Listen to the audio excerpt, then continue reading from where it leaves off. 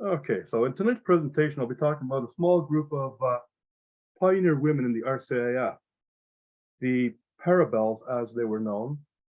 They received some attention, mostly due to the fact that they were female para-rescue specialists, or as they now are known, search and rescue technicians. Now, just when women were being allowed back into the RCAF, the Parabels started. Unfortunately, along with the writing about them, there's not much said about who they were, the content in which they, or the context in which they served, what they did after completing their pararescue training, or even their operational jump. In some instances, I apologize now for the quality of some of the photographs. It'll leave something to be desired.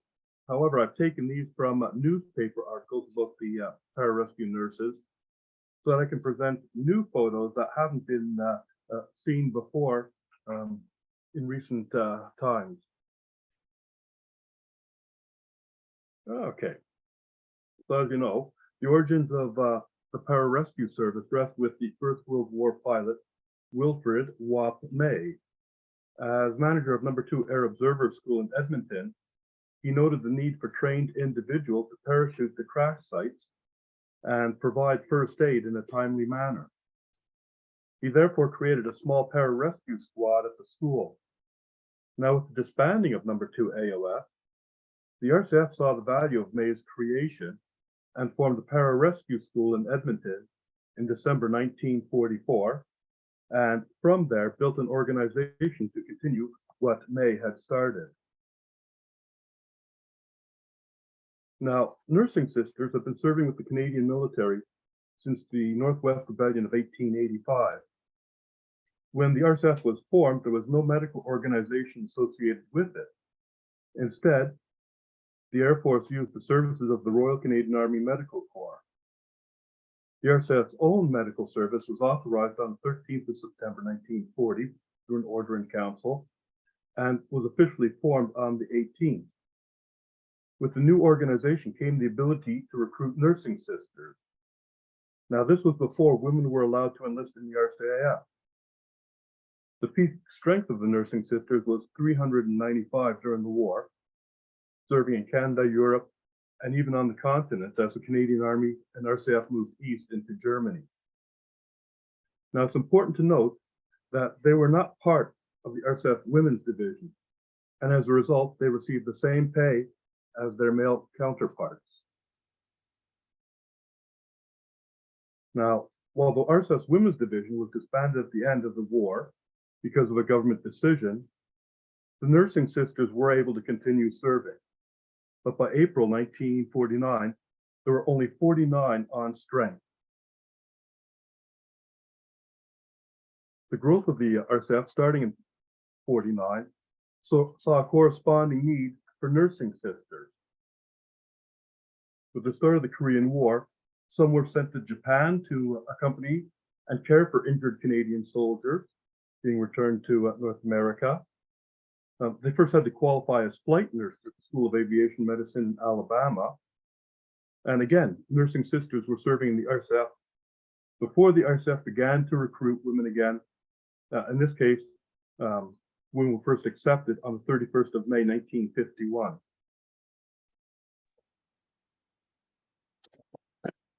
Now, in the pararescue realm, the RCAF held courses in 1945 and 47. The government gave the RCAF the task of search and rescue in 47.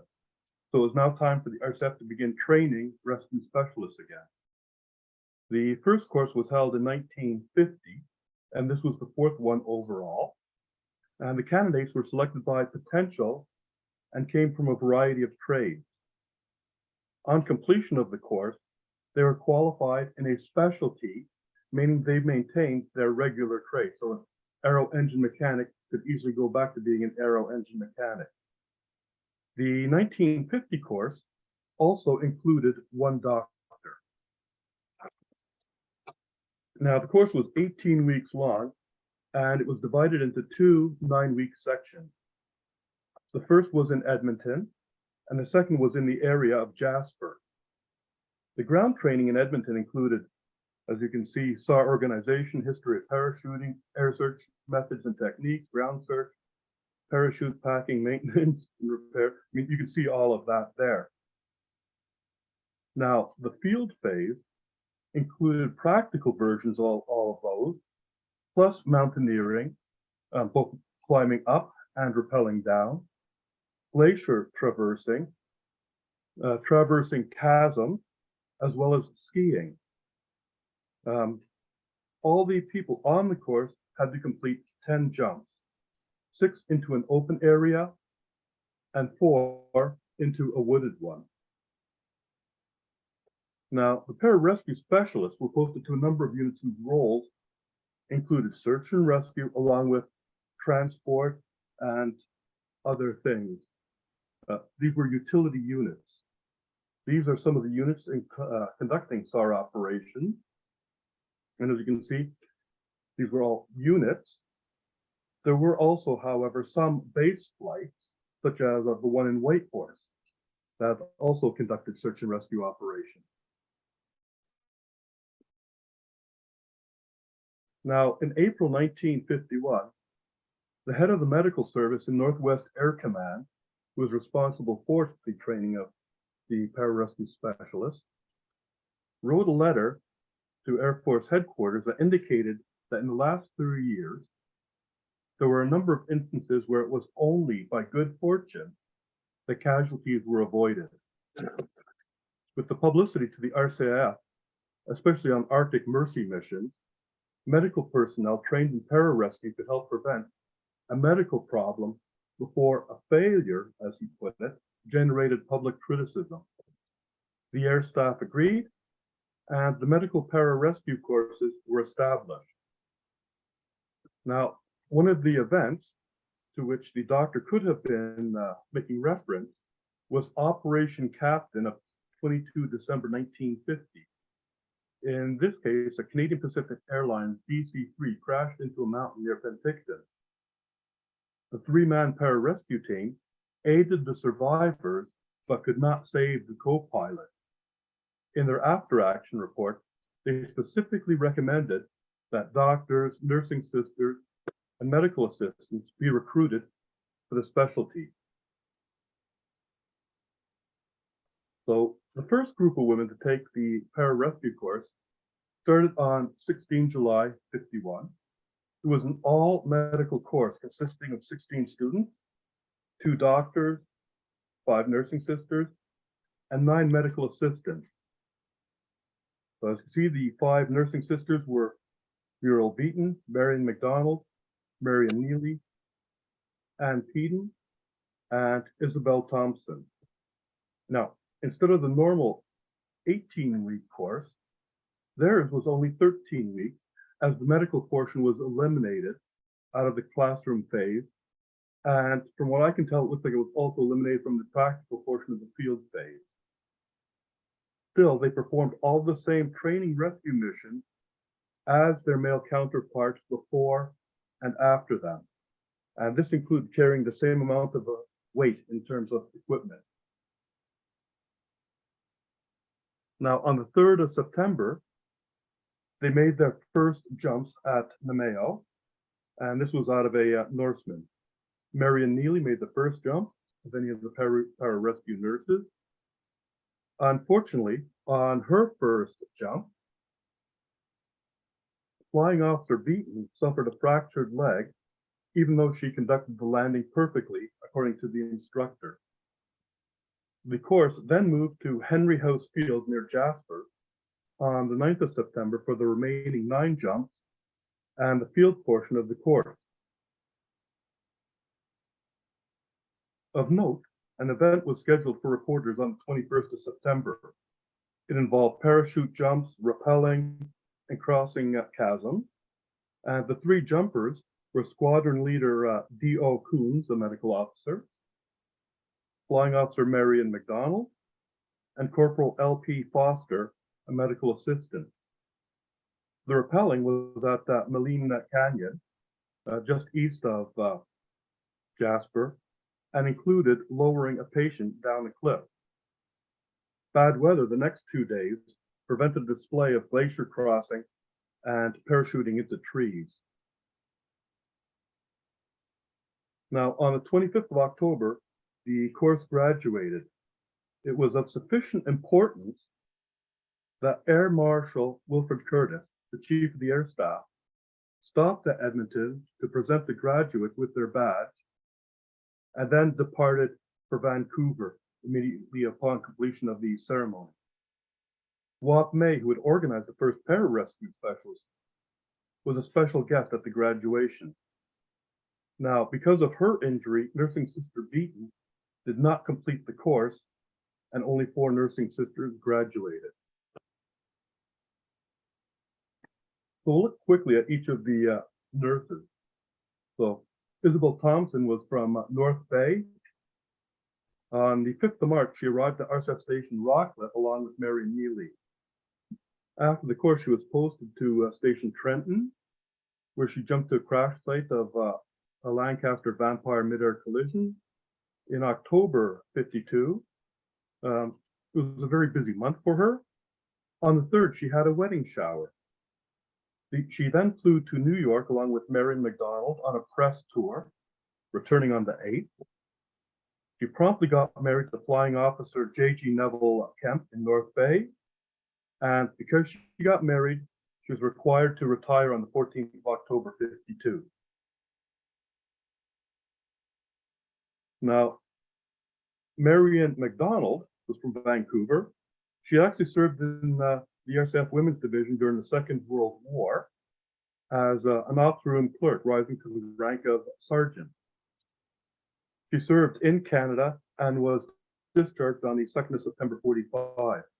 Using her veterans grant, she studied nursing and graduated from the Vancouver General Hospital, went to California for 2 years where she practiced at Berkeley, and then re-enlisted in the RCAF as a nursing sister and was briefly at Rockcliffe before attending the pararescue course.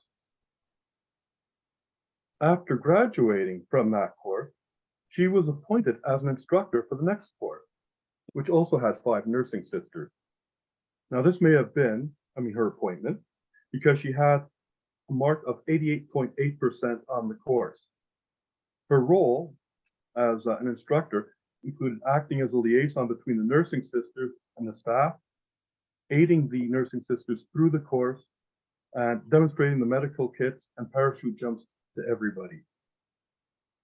She remained in Edmonton after the course, attached to the Edmonton Pararescue Section, and served as a first aid instructor at the Arctic Survival School. Here she was able to continue jumping, making her 24th jump by Labor Day of September 1952. After her television appearance in New York, she was posted to the hospital at Trenton in October 52. She was hardly there when she had to jump to the site of an accident involving 2 sabres. In July 53, she was posted to Winnipeg, where she jumped during a search and rescue exercise. And in 1956 was at Station Whitehorse. Here, she married Flying Officer Alan J. Weeks on the 20th of February, 56. At that time, she had 50 jumps to her credit when she retired. And they moved to Ottawa as he was an officer with 408 Squadron.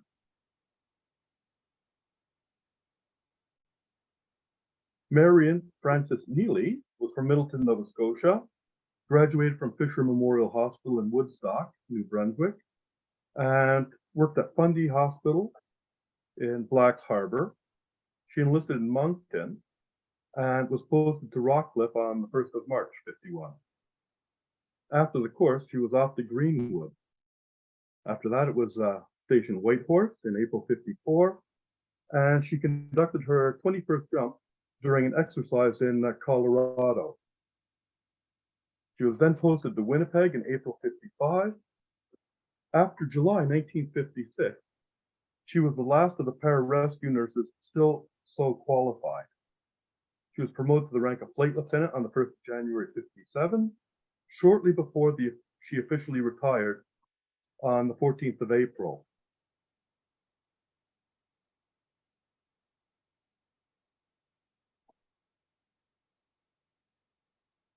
From Victoria, he enlisted in the RCAF on the 19th of October, 1941, in Vancouver as a clerk. She rose to the rank of sergeant and spent most of her service on the West Coast. She too used her service gratuity, studied at the Royal Victoria Hospital in Victoria, and was in her first and third year the top student of her class. She too went down to California to work there, only returning to Canada in early '51. As you can see, she enlisted on 6th of April and was sent to Edmonton. When she returned from the pararescue course, she attended first Gimli in 1955, and while there attended the first Public Health Institute meeting held at Air Defense Command headquarters. Sometime prior to January '57, she broke her wrist, leaving it in a weakened state. As a result, the military doctor refused to allow her to jump, although she hoped to be able to do so again. In January '57, she was posted to Germany, and by 1961, she was back again in Cold Lake, or back again in Canada. Mura Beaton graduated from the Toronto East General Hospital and was performing private nursing in North Bay when she enlisted. Because of her broken leg, the media stated that she would be recoursed, but this never did occur. Instead, she was posted to the hospital at Station Sea Island as a regular nursing sister in October '51. She also qualified as a flight nurse, but by marrying Flying Officer Norman Down, she was released.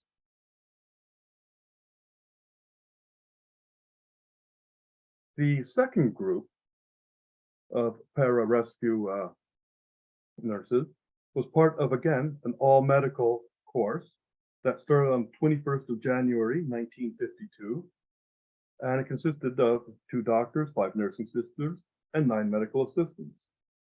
You can see down below who the nursing sisters were. Now, the course went to Jasper in April. This was an 18-week course, and while there, the trainees were actually able to practice an actual rescue when they joined a relief train going to the site of a passenger train crash where the locomotive hit a rock slide and then tumbled down a 500-foot embankment. Most of the passengers were okay, but as I said, the whole crew, all the trainees and instructors joined the train and went to the wreck site. Now, in early June, a Warner Pathé film photographer was flown to Jasper from Edmonton, likely because of the interest in the female pararescue specialist. And in this photo, you can see Marjorie Farah at the center during a glacier crossing. The skiing and glacier phase was conducted on the Columbia ice field.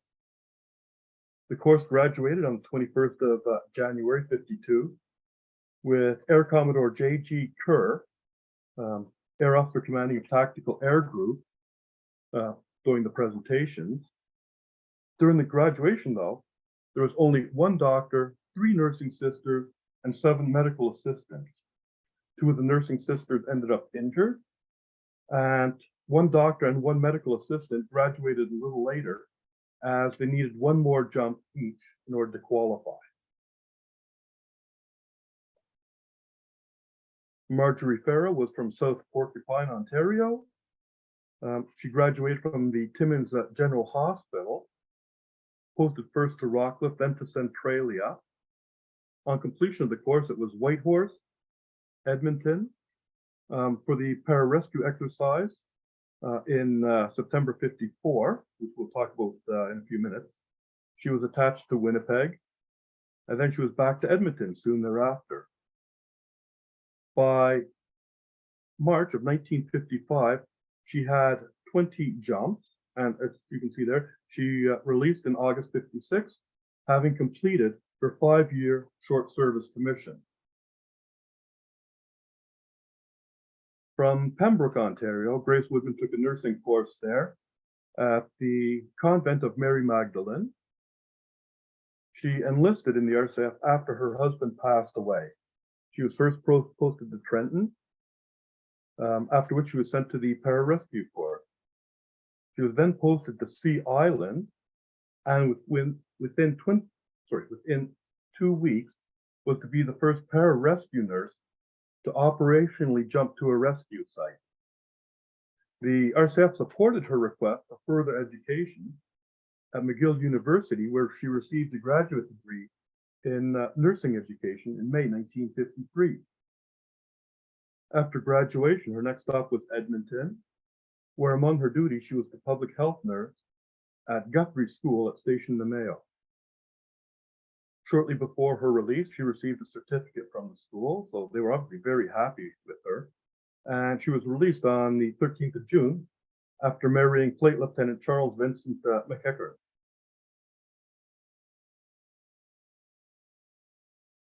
From Summerside PEI, Ruth Kelly enlisted in July 51. After the course, she was sent to Trenton, and she participated in several searches in late 53 and early 54, in which she jumped to crash sites. In September 54, she married Flight Lieutenant Leonard Bentham and was released in October that year.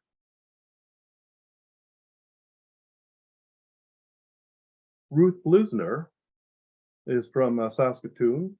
She was a clerk typist with the Canadian Army during the war. She studied nursing at Holy Family Hospital in Saskatoon, and then worked at the Saskatoon City Hospital and the Department of Veterans Affairs Hospital in that city before joining the RCAF. She was then posted to Station Rockcliffe and Summerside before attending the pararescue course. Now, she damaged her knee sufficiently during a skiing navigation exercise during the field phase that she was returned to her unit and therefore didn't graduate.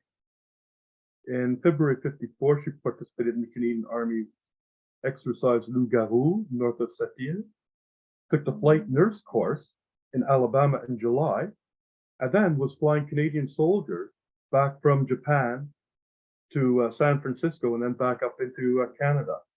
And she took her release in September 1956 at the end of her service. From Trenton, Teresa Schonecker enlisted in 1950, was posted to Rockcliffe, and she was the last of the three on her course who did not graduate, having injured herself, and I don't know what the cause was.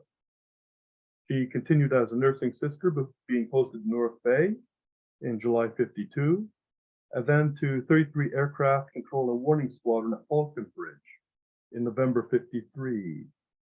She too released because she got married, in this case Flying Officer A. Osinenko.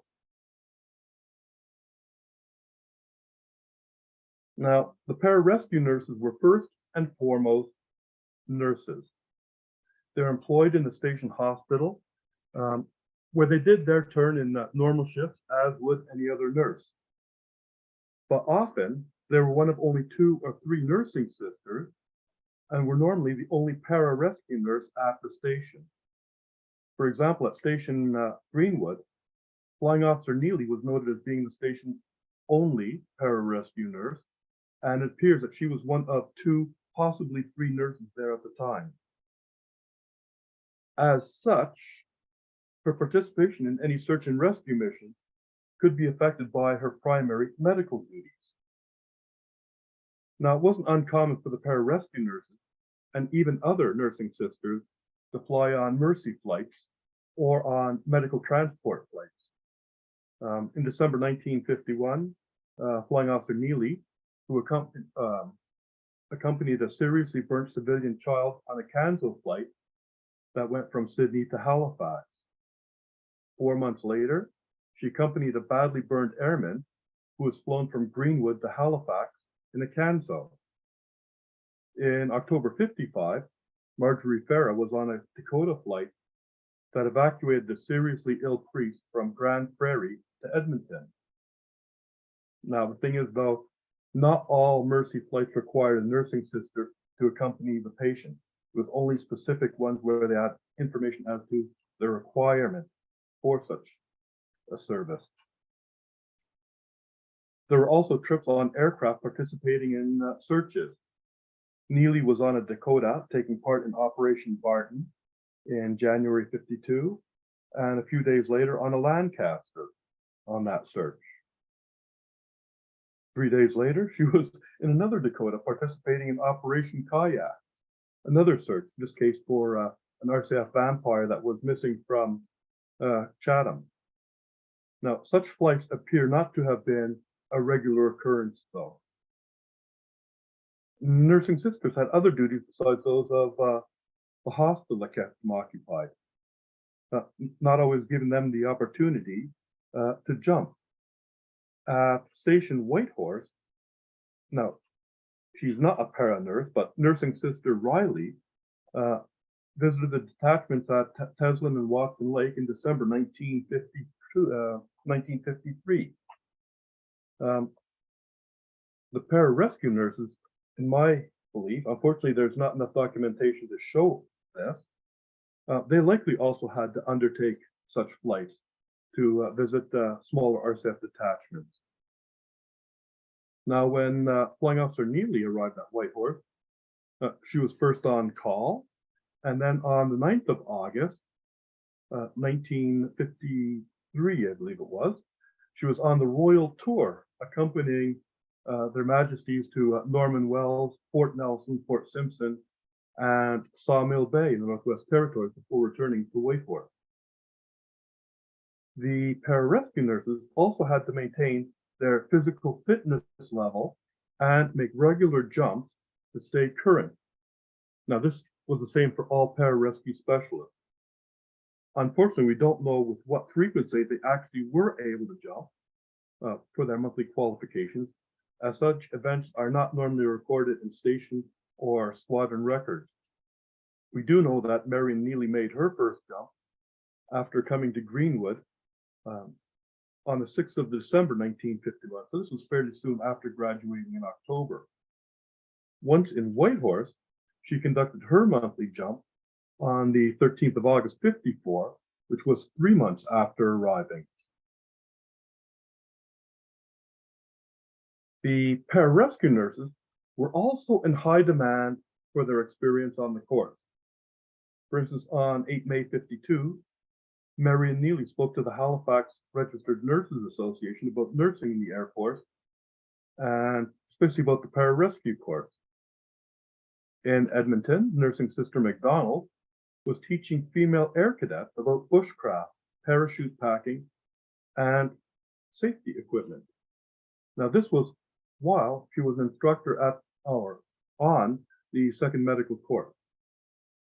And in October 52, nursing sisters McDonald and Thompson went to New York City at the invitation of Look magazine and the NBC television network. The 2-day visit included interviews for a 5-page spread in the magazine and appearing with host David Garraway on the Today Show. Now, such events as the New York appearances raised the profile of the pararescue nursing sisters. In 1953, Virginia Kellogg, a script writer from 20th Century Fox, spent 2 days talking to Ruth Kelly and Ann Peden. And their message to her was that it was a team effort and men deserved more credit. Now, pararescue was a high-profile specialty, as well as being the RCAF's sole voluntary parachuter. The pararescue personnel would regularly conduct jumps at air shows, occasionally with nursing sisters jumping as well. At the 5th Edmonton Air Show in 1952, Marion McDonald and 2 other pararescue specialists made a jump over the airfield.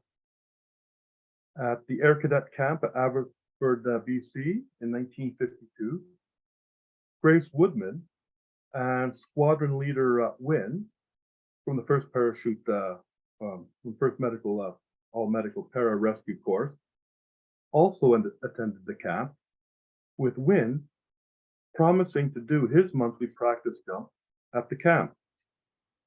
Woodman's role was as a medical officer, as was that of Strachan and Wynne, and not to demonstrate her pararescue abilities. But on the last day of the camp, 15th of August, Wynne, Woodman, and parachute specialist Henry Jenkins and Jack Strachan, who was one of the medical assistants on the first course, conducted a special jump for the cadets.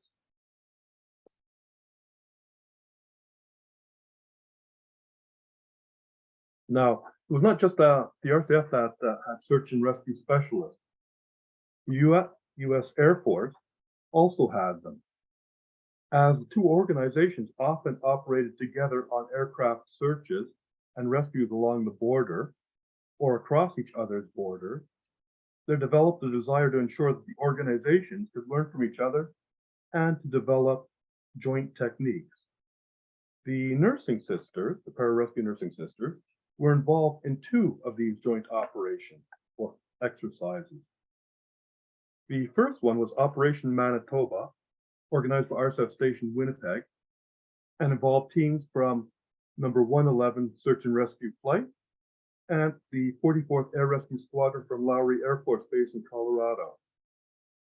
Included in the RCAF team were Flying Officers Farah and McDonald.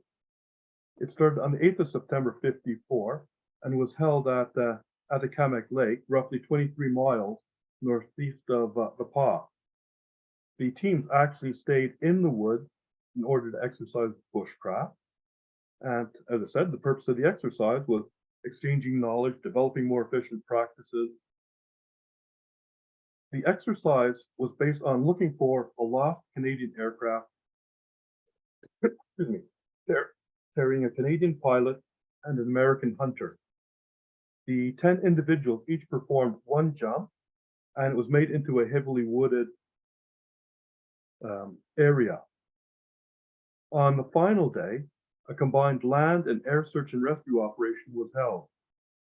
Now, such exercises in Canada would continue in the future, such as exercise push button near the PA in March 1956, although there were no nursing sister participants in this exercise in 56. In 1955, there was a reciprocal visit to the U.S. Exercise Pike Peak was held at Lowry Air Force Base in Colorado from 21 to 25 March. Although high winds on the 22nd caused a delay, as with Op Manitoba, it was a joint training exercise. In this case, the scenario was based around an RCAF plane that had crashed in the Rockies. They added one extra thing though to this, and that was there would be competition centered around landing zone accuracy, form in jumping and landing, and other techniques. The USAF team was based around the 43rd Air Rescue Squadron from McCord Air Force Base in Washington State, and the 44th Air Rescue Squadron. Teams from the RCAF were from stations Edmonton, Vancouver, and Winnipeg. And the nursing sisters involved were Marjorie Farah from Edmonton, Marion McDonald from Winnipeg, and Marion Neely from Whitehorse, who was actually lent to the Vancouver team. The Americans, both airmen and media, the newspapers, or say the Canadian newspapers noted, were suitably impressed by the nursing sisters. In a mass jump, the team jumped from an altitude of 1,000 feet above the, quote, crash site, landing in a dense forest. The team then camped at an elevation of 9,700 feet and had to battle 15 centimeters of snow. Now, there's a belief when it's stated that any one of the pararescue nurses had made so many jumps that these were all operational jumps on rescue missions. And this couldn't be farther from the truth. For example, when Marion McDonald was noted as jumping in Edmonton in September 52, the article stated that she, quote, has now made her 24th parachute jump in air rescue operations. The problem with this was that she had not even been deployed to an operational flight until the second course ended on the 22nd of June. So it was 24 jumps she had made in total, not 24 operational jumps, as that line suggests from the newspaper. In service, the pararescue nursing sisters are known to have made 5 jumps in rescue efforts between 1952 and 55. There were none noted in 56 or 57. What should be considered is that a review of search and rescue operations between 52 and 55 showed that the pararescue specialists didn't jump very often. In 1952, there were less than 10 occasions where they actually jumped to a crash site or to conduct a rescue mission. This rate continued in subsequent years. This meant that nursing sisters weren't always required for a mission, as there were at least 38 male pararescue specialists across Canada at the end of 1951 alone. Secondly, an examination of the jump suggests that the medical assistant made fewer jumps, although the doctors may have jumped more frequently. Finally, once a crash site was located, normally a ground party was directed there, or a short takeoff and landing airplane, either RCAF, RCMP, or commercial, would be sent to a nearby lake or a small clearing. In other instances, these aircraft would land nearby and examine the crash site. As a result, the pararescue personnel were often not needed to jump to crash sites, even though they may have participated in the initial search.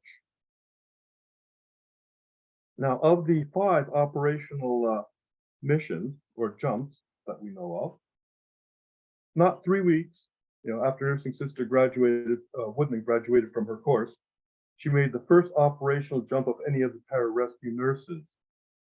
She was part of a trio that included Dr. Wynne from the 1951 course, and they all jumped to the aid of a young surveyor who fell down a valley and possibly broke his pelvis while working in the Pitts Lake area northeast of Vancouver. The trio jumped from 1,000 feet above ground sometime after 6 p.m., but because of weather conditions, Woodman drifted away from the landing zone and landed in a tree about 35 meters up. She had to make a rope from her paracord to descend, and in the process, she got rope burns on her hands. Not being able to locate anybody at that time, she went to sleep for a while, and early the next morning, she met up with the other jumpers at about 5:30.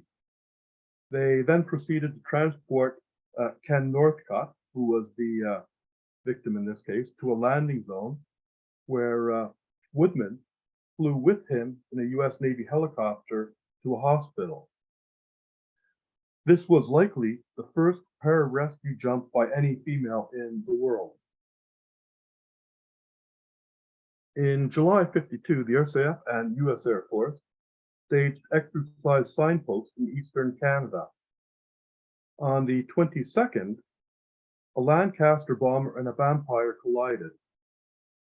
A search was instituted, the wrecks were found, and Nursing Sister Thompson and Sergeant Warren Dawson, both from Station Trenton, jumped to within 9 meters of the Lancaster crash site.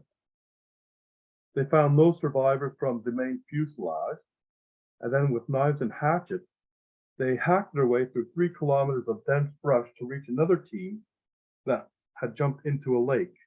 They camped overnight, and the next morning they bushwhacked their way to the tail assembly, where they again found no survivors.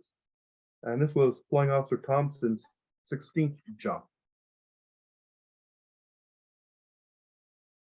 And in November 1952, Wing Commander Alan Chester Hull, soon to become commander of Spijploten, and Flying Officer R.J. Barnett had to eject from their Sabres after a mid-air collision during a training flight. Nursing Sister McDonald and two other pararescue specialists jumped to Barnett on the 29th. They and then the ground party that arrived shortly thereafter camped overnight before all being evacuated on the 30th. On the 9th of October, an RCAF expediter went missing while on a ferry flight from Summerside to Winnipeg. On board were a pilot and a leading aircraft woman, radar technician, who was heading home for Thanksgiving in Winnipeg. 18 aircraft from Trenton and Centralia took off on the first day of the search, and it wasn't until the 10th that the aircraft was discovered, about 50 kilometers southeast of North Bay. When the wreckage was spotted, a SAR team from 102 C&R flight at Trenton was dispatched and jumped to the wreck. There were no survivors. Ruth Kelly was one of those who jumped, and they had to land about 1.6 kilometers from the wreck and then make their way to the crash site. The bodies of the two RCAF personnel were found, and unfortunately they were deceased. The team left by foot for a road the next day when they were driven out.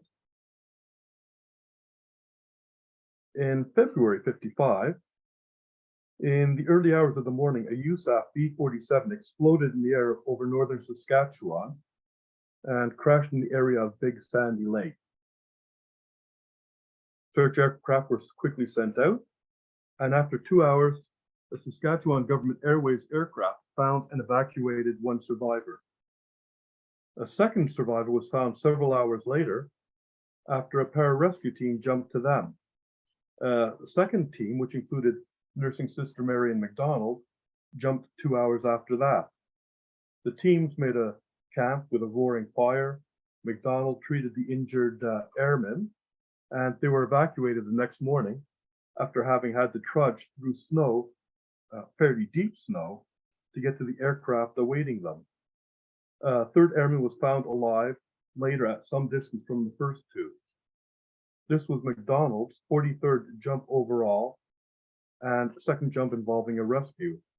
And as she described this one, it was a, quote, rugged go. Now, from what can be found, it's the media that were the ones who initially gave the name Parabels to the first course of pararescue nurses. The term appears to have been used by the media and not by the RCAF. I can't find anything for the RCAF. And the first instance appears to be around the 28th of September, 51. At the same time, the names para pets and para beauty queens was also used, and it appears to have originated with the Ottawa Journal and used by them in October 51. Parapets would again appear in 1952 in reporting about the RCAF and search and rescue, and again in 55 and 56 in some newspapers as one of these like little 3-line, 4-line fillers, indicating that this term was admiringly used for the pararescue nurses. They were even referred to in one instance in 1951 as jumping Jessies. Now, while parapets and parabeauties may not have been frequently used terms, the media emphasized their looks and their size. It started during the course when a photo of Isabel Thompson stated that she appears to be engrossed in that all-absorbing feminine occupation of printing. She was actually using a mirror to signal in Morse code, which the caption later on acknowledged. And this continues throughout most of their service, though. In reporting on mural beaten in 52, the Vancouver province described her as an attractive nursing sister. Likewise, after Marion McDonald and Thompson's trip to New York, they were reported as a pair of attractive RCAF nurses. And these are just a few of the examples during that period. After exercise Pikes Peak, Marion McDonald was referred to as a green-eyed ripcord girl in an article that also stated that the three pararescue nurses' only concession to femininity was a tube of lipstick and the comb. The article also highlighted what other articles did, that the nursing sisters were small and that their equipment weighed 60 pounds. Likewise, reporting on Marjorie Farah after the exercise referred to her as pretty. Marion McDonald's pending retirement in February '56 was one that emphasized her femininity. The headline described her as a pretty para nurse, while the first line of that article described her as a fragile-looking blonde and the fresh feminine beauty and shy smile often seen in magazine soap ads. Now, this may have been an effort to demonstrate that these women were not just military, but they could also be feminine as well. Now, we have to also look, was there anything mentioned about the men? And yes, both men and women were described in terms of their weight. The RCAF was guilty of mentioning the weight of Marion Neely in an article in the second half of 1956, noting that she weighed 110 pounds, but carried 64 pounds when she jumped. I've also found examples of male pararescue specialists also having their size described, particularly when they were smaller.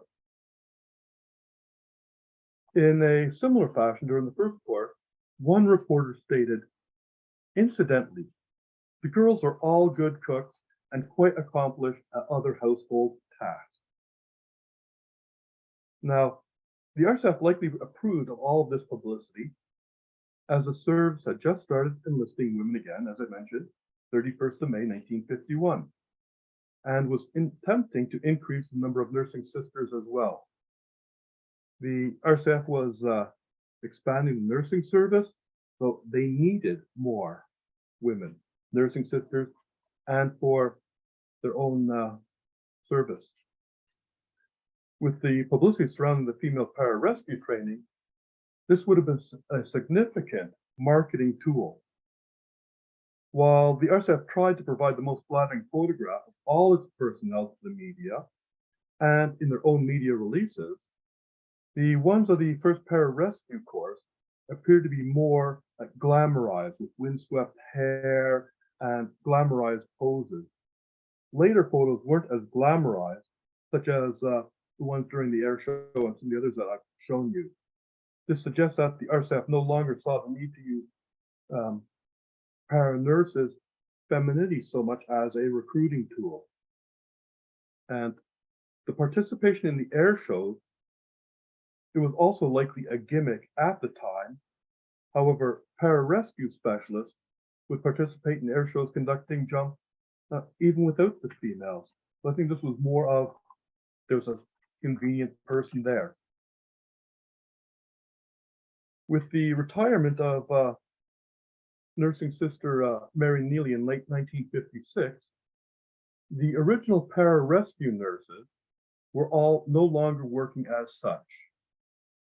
The RCAF may still have considered, though, having pararescue nurses. In ads placed in newspapers in 1955 and 56, seeking registered nurses to become nursing sisters, one of the lines noted was possibly pararescue nursing. And if you look at the second to last line of this ad here, you'll see that. Overseas duty available, air nursing, pararescue training for select volunteers. Now, the interesting thing in all of this is it may have actually had an impact upon young women. Diane Marie Leach, daughter of deceased RCAF officer A.A. Leach, in her first year at the Holy Cross Hospital School of Nursing, wanted to enlist so that she could become a para-nurse. However, it appears that she didn't enlist in the RCAF after all. Now, with Neely's retirement, this was actually the end of the employment of para-rescue nursing sisters. One of the problems that the medical personnel faced was that they had to maintain their fitness and their jump qualification. The para-rescue course had emphasized a high level of fitness, but on their return to their units, the nursing sisters and doctors didn't necessarily have the time to maintain them. They were employed in hospitals that already had minimal staffs, so taking the time to maintain their jump status was difficult given the hours they maintained, which included night shift. For the male para-rescuers from other trades such as aero engine mechanics, they operated in environments where shift work was not as frequent and there were not one-offs, and therefore they did have the ability to go and conduct the physical fitness and the monthly training jumps. Now, when we look at the net legacy, the RCAF allowed nurses to go where few other nurses could. So you had flight nurses, para-rescue nurses, the medical transport flights. The RCAF also paid better. So the potential to be a para-rescue nurse was a point that the RCAF saw as a recruiting bonus. How many actually joined? How many wouldn't actually join the RCAF because of the possibility of becoming a para-rescue nurse, or saw the nurses and how glamorous they looked and wanted to join the RCAF? Hard to say. Now, the para-rescue nurses were only active from 51 to 56. They were treated both differently and at the same time, the same as their male and female counterparts. In terms of similarity, they received postings and worked at hospitals, as would any other nursing sister. They conducted nursing roles as any other would also. But they differed in the treatment they received from the media and the RCAF publicity photographs. They were glamorized, and throughout most of their service were noted for their femininity. By 55, there were only 4 of them left jumping out of the original 7 who qualified. So that was Farah, McDonald, Neely, and Peden. And all but Peden would be discharged by the end of 57. So we had 4 of the 7 nurses who retired because they were married, and 2 who were discharged because they reached the end of their short service commission. In terms of their rescue roles, yeah, there were few operational jumps, a total of only 5. But I think this is more a factor of the need for their services and not at all reflective of their abilities. As I mentioned, the medical assistant, of whom there were 18 altogether, 17 who actually qualified, they actually appeared to have fewer jumps in terms of overall ratio. Now, the fact that these women demonstrated that women could do what men did showed that the RCAF may not have been quite listening. I mean, the possibility was there. They showed they could be done, but it wasn't until 1992 that there was another female on the para-rescue, now the SARTEC course.